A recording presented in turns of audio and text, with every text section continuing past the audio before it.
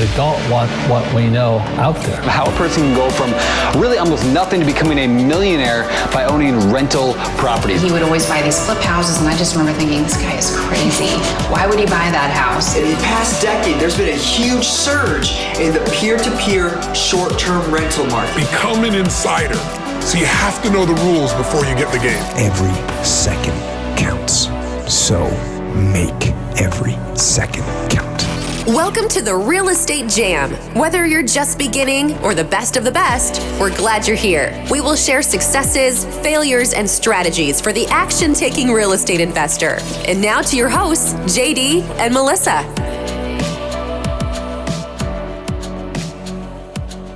Hey guys, welcome to the Real Estate Jam podcast. I'm JD with my wonderful co-host. Hello. Good morning, JD. Melissa, good morning. I'm glad you're here. I'm glad that we got our computer issues figured out because we were struggling early on. Technology seems to always be a problem, especially when you need it, but we got it figured out, and we were able to get Sean back in here. Today we have a good show, and I think it's going to be really relevant for a lot of you guys, especially you that are looking to scale up your business and maybe start to bring in more cash flow. It's a tricky transition going from single-family investor to multifamily investor, so I'm sure we're going to be able to get a lot of good nuggets. We have Sean Thomson. He is the CEO visionary, I'm going to say boss, of a family-led real estate investment group called Thomson Multi-Family Group. I'll let him tell his story and who his partners are, but I think it's pretty amazing that he's involved some of his family members, and I hope that we're going to be able to provide some good value for you guys today. Thank you so much for coming on, Sean. Yeah, thanks guys for having me on the show. I appreciate it, and hopefully I can give some value. I hope there's at least one little thing here that someone can take away and use. Just one little nugget. That's all we're looking for. When me and Melissa go to masterminds, our goal is build one meaningful connection, take away one piece of information that we can implement immediately, and have a good time. So if we can help somebody find that one piece of information, I think it's worth the 20 minutes or so that we're going to be on here. We'll see how it goes, right? All right. Well, to start out, you mind giving us a little bit of your background and kind of introducing yourself to our audience so that they know why they should be listening to you? Sure. Yeah. So I worked most of my life. I didn't really get into real estate investing until I was nearly 40, just under 40 years old. And I've been doing real estate since then, really. So last 10 or 12 years, I've been focused on real estate investing as my primary business. I started in single family, of course. That's where, that's the easiest path is to get started. And my goal with my business has always been income. I wanted to replace my monthly income with, passive or investment income, right? And with single family, I had a great single family business. It was doing fine, but, I just was never able to get the volume that I needed in my rental portfolio to get the capital coming in every month that I wanted to have for income, right? So I started looking at alternatives to single family and what could give me, a higher level of monthly income, and multifamily was obviously the place to go. I always thought multifamily was beyond my reach. I thought it was big hedge funds and REITs and those guys that owned all those apartment buildings. You drive down the highway. Since I was a kid, I would drive down the highway and say, oh, if I could just own one of those, I'd be set for life, right? Sure. That of course isn't true, but that's what I thought. And so, but I always thought that it was these big entities that own these things. I didn't know a guy like me could do it. And one day I met Corey Peterson at a mastermind of mine, and I heard his story. I don't know if you guys know Corey or not, but anyway, he's a syndicator, and he had been doing this for quite a long time, and he was doing exactly what I wanted to do. So luckily, he had an education component to his business, and I convinced him to let me, come to the education, and he kind of got me started through his process. And that was really the catalyst for getting us going in multifamily. It took me, it took me quite a while to kind of convince myself that I could be a multifamily investor and stop my single family business, because I had a pretty good single family business, and I didn't want to kind of let go of that necessarily unless I knew that I could be successful in multifamily. So it took me quite a while to convince myself and believe in myself enough to go and do that. But eventually we got there, and so for the last couple of years we've been really all in on multifamily. The other thing I guess I could mention too is that my business is a small family business. I have a little family of just my wife and my daughter and myself, and we all work in the business. I guess I'm the visionary or the boss, as you said, and my wife is my integrator. She does all the operational administration and our underwriting, and then my daughter is my partner, and she does all of our sort of touch points with investors and that sort of thing too. So we're a small family operation, and we're all in on multifamily. Yeah, I think it's great that you're bringing your daughter in and you're kind of building this legacy. Well, really, you're looking to build legacy wealth, and you're also able to spend time with your family, and I think that's huge. Some of the things I think was your wife and your daughter a part of your company while you were doing your single family portfolio, or did they join in later when you swung over to the multifamily stuff? So my wife has always kind of been part of it. She did my books and things like that through my single family business days. So she was connected to it, and she understands real estate on that kind of level. She was never a full part of our business. She used to work for JCPenney's, and she managed. I don't know what her job title was. I always forget, but she was an inventory allocation supervisor, something or other. And she managed about $1 billion worth of inventory for JCPenney. So she allocated where all those things went, and she did all the financial modeling for those movements of inventory, right? So for her, underwriting is kind of a natural fit. It's very, it's kind of very intuitive for her. So when she left Penny's, I said, why don't you come in, because we were transitioning our business around the same time into multifamily. And I was doing the underwriting, and I needed kind of that help. And she had an opportunity to leave Penny's. So I said, why don't you come work with us and do that for us, and we'll move forward that way. And my daughter, she just graduated from college. She's 23, I think, 22, and she just got out of school. So she was in school last 2 years working in our business, helping me build the business at the same time. And the way she got started with me was when she was a freshman, she was considering taking a gap year between undergrad and grad school. And I said, well, she came to me and said, hey, I want to take this gap year and travel. And I said, baby, I'm not paying for that. You can't figure out how to pay that. If anybody's going to go wander around Europe with a backpack, it's going to be your dad, So I said, and she said, well, that's why I'm talking to you. I want to figure out how to have passive income like you have with your rental properties. So that'll fund my travels, right? And I said, okay, great. So we started working out a strategy for her to have rental properties enough to sort of fund her fund, right? And at that same time, she decided not to go. She was considering law school, and she decided not to go to law school. And I said, why don't you just join my business, help me build this business, and then you can take it wherever you want, right? So that was kind of that year of decision making, and that that timeline was kind of all at the same time. My wife was leaving Penny's, my daughter was considering what we were doing as a career path, and then I was changing my business. So it was all kind of happening at the same time, and so it all kind of came together so that we all decided to move forward together as a family. Sure. I think a lot of the listeners we have right now are super familiar with single family real estate investing, wholesaling, fix and flip, and the buy and hold thing. One of the things that you mentioned was that it took you a long time to build the confidence. And really what I heard was it took you a long time to make that switch in your own mindset that allowed you to know that this multifamily jump was possible. I think a lot of single family investors get in that spot. Well, hey, that looks great. I know that it's a successful model, and there's hundreds of people across the country that are making that leap from single family to multifamily syndications, 100+ doors, 200 door apartment complexes. What was it that changed for you? You said that to get your mind to switch over. What was the thing or the series of events that made it possible? You got rid of your own limiting beliefs. What was that thing that made that happen for you? Well, we're going to get a little deep here. If you just let me know if this is too much, but. So I in my single family business, I was struggling, right? I wasn't achieving what I wanted to achieve, and I couldn't figure out what it was. And for me, I thought it was just, I wasn't fast enough or smart enough, or I thought there was something deficient in Sean, right? So I was trying to find the answers. And I have a good friend, Gary Harper, and he had an event here locally for me in Dallas. that was a CEO event, right? He said, come to the CEO event, you'll have a good time. And so I went to the CEO event, and at that time he had a speaker there, was Keith Cowling.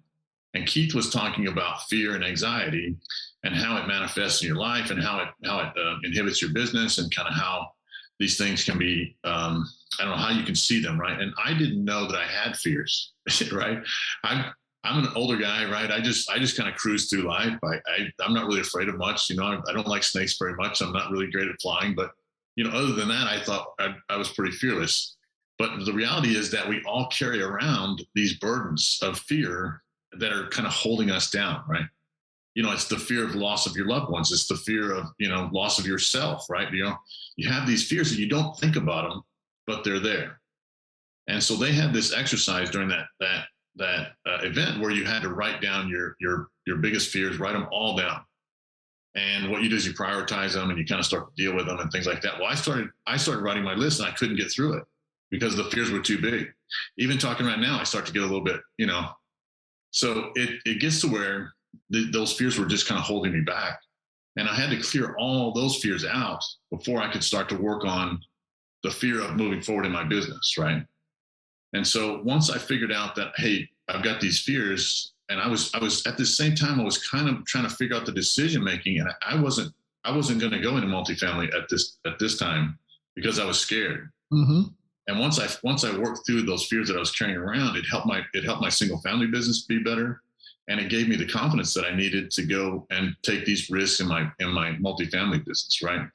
So it was really that whole series of events, just dealing with overcoming what was kind of holding me back at the moment.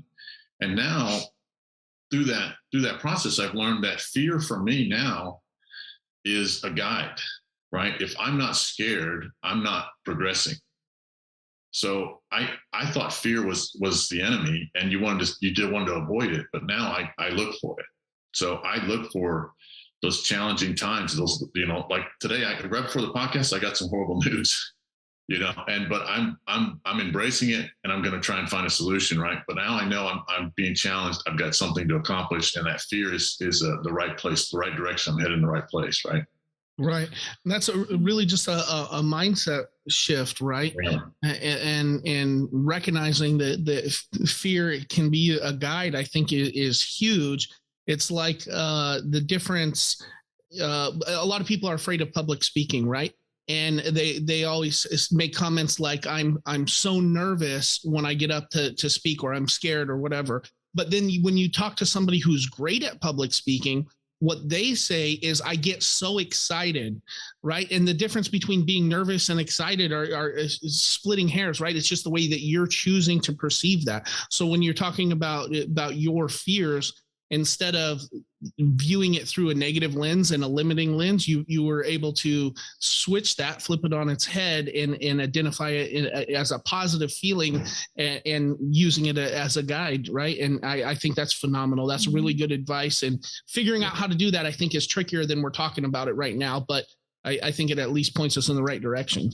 It's a process. And I will tell you about the book Fear Bana, was a great resource for that. When I read the book, it didn't really make sense, but I started to apply some of the things in my life that the book was talking about. It started to make more sense. But that's a great book. If someone is kind of trying to overcome something or achieve something big in their life, and they're holding themselves back because of fear, Fear Bana might be a good place to start.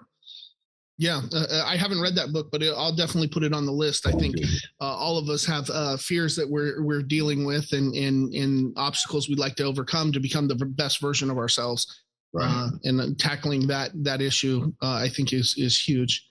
So you got your mindset figured out. What did that actual transition look like? Did you just day one list all your single family homes and take all that money to dump into a multifamily investment, or what did the transition from single family to multifamily investor look like for you?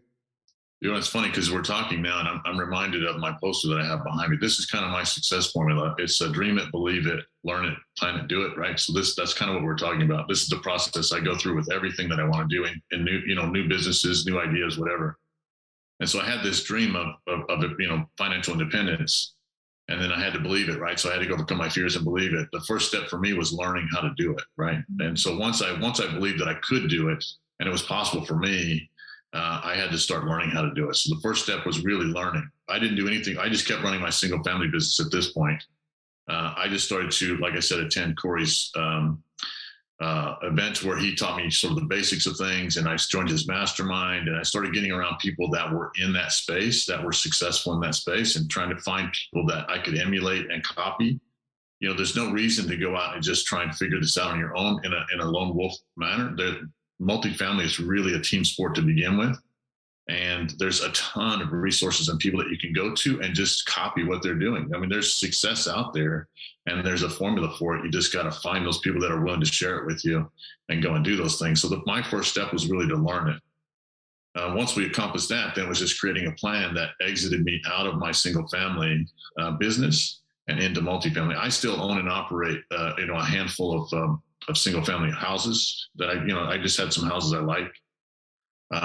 But my transition out of single family was, like you said, I did sell off some of my inventory to give me a little bit of a capital runway so that I could have money to start this multifamily game, but I still kept, houses that I liked.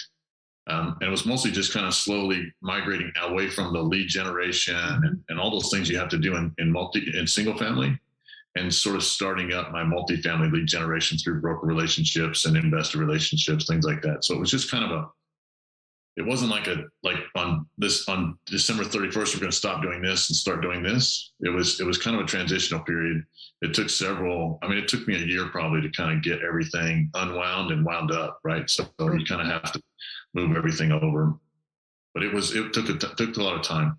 And now, did you jump into the multifamily space in some sort of limited partnership, or did you come in right away looking for general partnerships, syndicating deals, or I guess really, how are you funding your deals? Is it multifamily syndication what you're working through? And then, yeah. Yeah, so we are participants on an LP side with a few of our investors that are friends, associates of ours. So we are LPs on deals, but that was mostly just to kind of, we just wanted to invest with them really. Mm-hmm. It wasn't for any real purpose. Our focus has always been to be, I consider myself an operator, right? I like to go out and hunt for properties. I like to fix properties up. For me, giving people a place to live that they can be happy and enjoy and feel proud to have their families grow up there.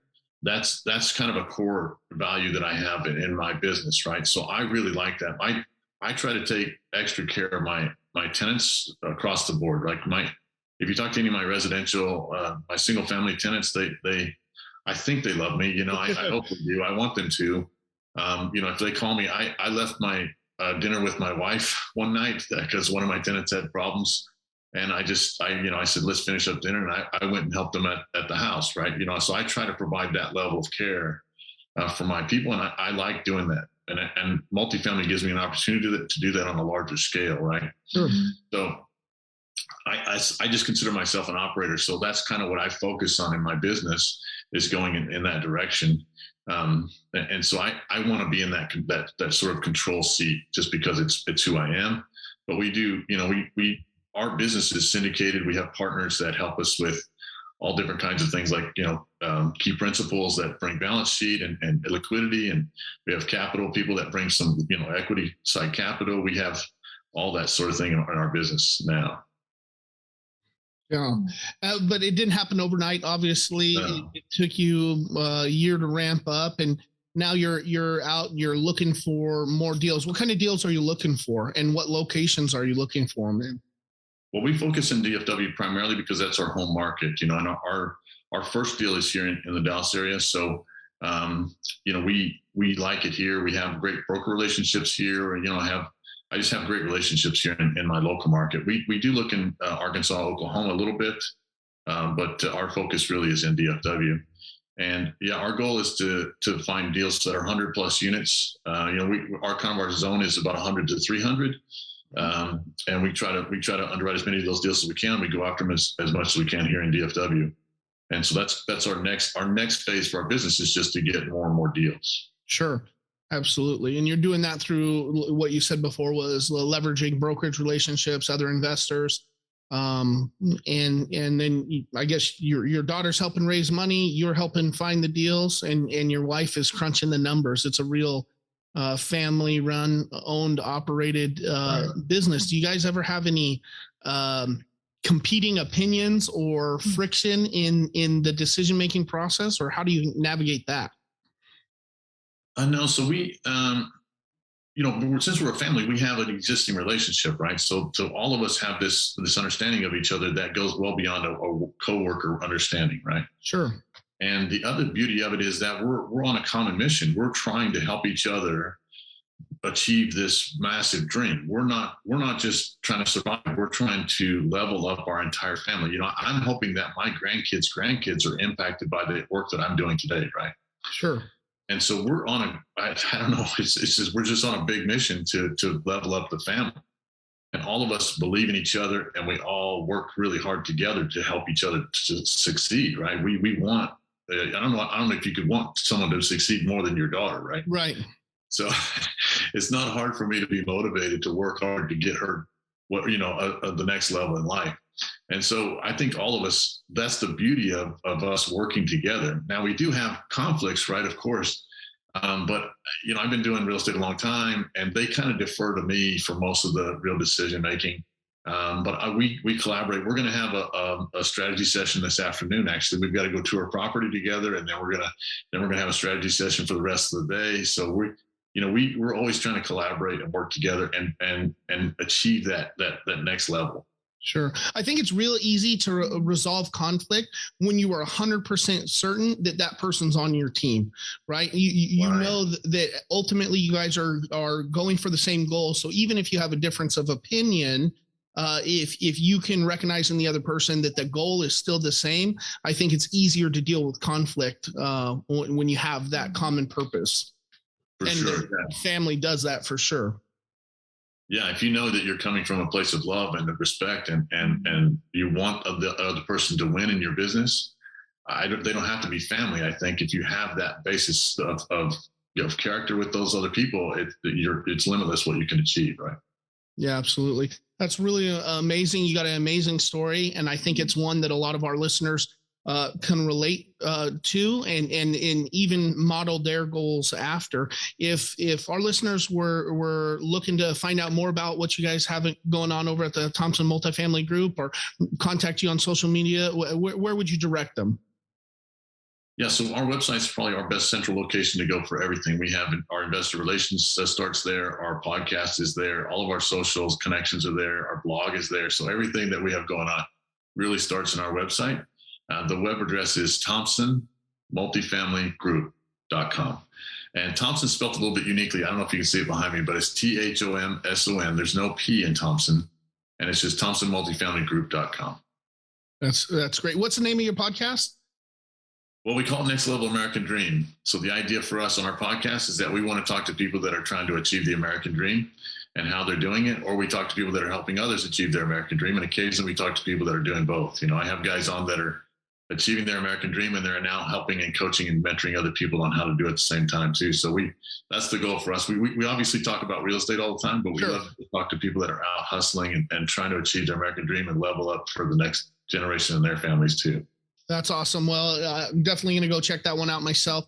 We really appreciate you coming on the show today, and hopefully we'll talk to you again soon. Yeah, thank you so much. Yeah, thank you guys. I appreciate having me on and giving me a format to talk.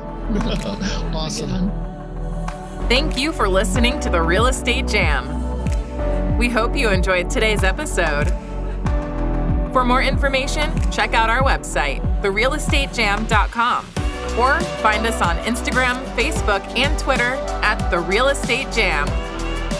If you have any questions, feel free to drop us an email at therealestatejam@gmail.com. See you next episode.